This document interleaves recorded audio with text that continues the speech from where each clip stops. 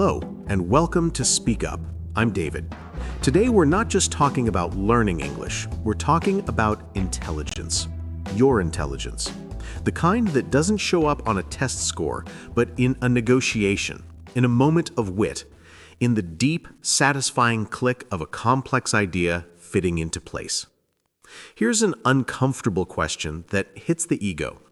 Are you using AI to get smarter in English, or are you quietly outsourcing your own intelligence? We all know the promise. AI is the revolutionary tutor, available 24/7. It's the patient voice that corrects your pronunciation without judgment. As the article mentions, tools like Microsoft's Reading Progress record children reading aloud and alert them to mistakes. Immersive Reader can translate a teacher's instructions in real time. For English learners, this is a godsend, personalized, instant, adaptive. In Nigeria, students using an AI co-pilot improved their English by the equivalent of nearly 2 years of ordinary schooling in just 1 year. In Taiwan, shy students found practicing with a language bot less intimidating than talking to a human teacher. The potential is staggering. A truly bespoke education, once a luxury for the rich, now in everyone's pocket.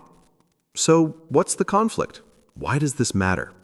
Because the very thing that makes AI a powerful aid can also make it a dangerous crutch. The conflict isn't between technology and tradition. It's happening inside your own brain. It's the battle between efficiency and mastery, between getting the answer right now and forging the neural pathways that let you find the answer yourself.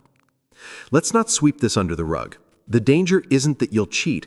The real, insidious danger is that you'll never acquire the cognitive grit, the intellectual calluses that come from struggling with a difficult text, wrestling with grammar until it clicks, and hunting for the mot juste, the perfect word, in the dusty corners of your own mind. Researchers at MIT measured students' brain activity while they wrote essays. Some had ChatGPT's help, some didn't. The result? The brains of those using AI fired less. Let that sink in. The biological engine of learning, the struggle, the effortful recall, the synaptic construction, was idling. Later, those students were worse at recalling what they had even written. Their own work was a stranger to them. This is the uncomfortable truth. AI can complete the task, but it can also short-circuit the skill. A survey in China found that 21% of students said they would rather rely on AI than think independently. Are we becoming a generation that is fluent in using tools, but impoverished in owning the knowledge? Now, let's raise the stakes. This isn't just about vocabulary lists. Language is the architecture of thought. When you learn English, truly learn it, you're not just memorizing symbols. You're building new models for reality. You're learning nuance, ambiguity, cultural context. You're developing what psychologists call cognitive flexibility, the mental muscle to see the world from another linguistic viewpoint. If you delegate too much of that construction to an AI, what are you left with? A sleek, hollow facade. You might produce perfect grammar, but will you understand the settled despair in a line of Hemingway? Will you feel the rhythmic punch of a Churchill speech? Will you have the linguistic dexterity to navigate a sensitive business email? Here's a simple psychological concept, the generation effect. We remember things far better when we generate them ourselves, when we pull the word from our memory, when we build the sentence from the ground up, than when we simply read or recognize them. AI, by offering the answer, robs you of the generation. It steals your own aha moment and sells it back to you as a pre-packaged product. Your memory becomes a spectator, not a participant. This is your wake-up call. That friction you feel when you're stuck, that's not your enemy. That's the sound of your brain growing. Emotional friction is the engine of deep learning. The mild frustration of searching for a word, the awkwardness of a mispronunciation, these are the necessary struggles that build robust and scholastic intelligence. So, here is one simple, actionable, psychological insight on habit.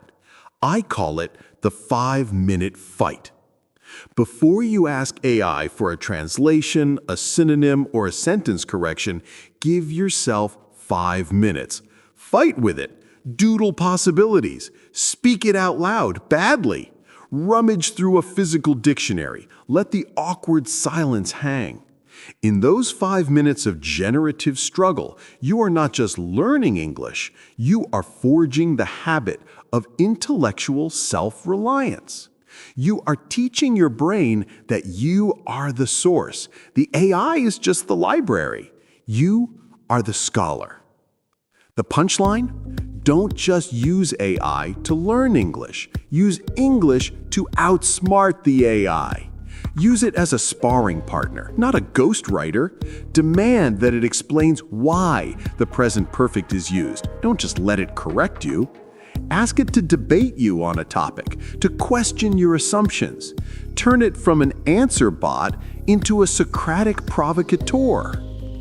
The great promise of AI, as the article shows with tools like Khan Academy's Khanmigo or the new study modes, is to guide, not to give, to draw the answers out of you.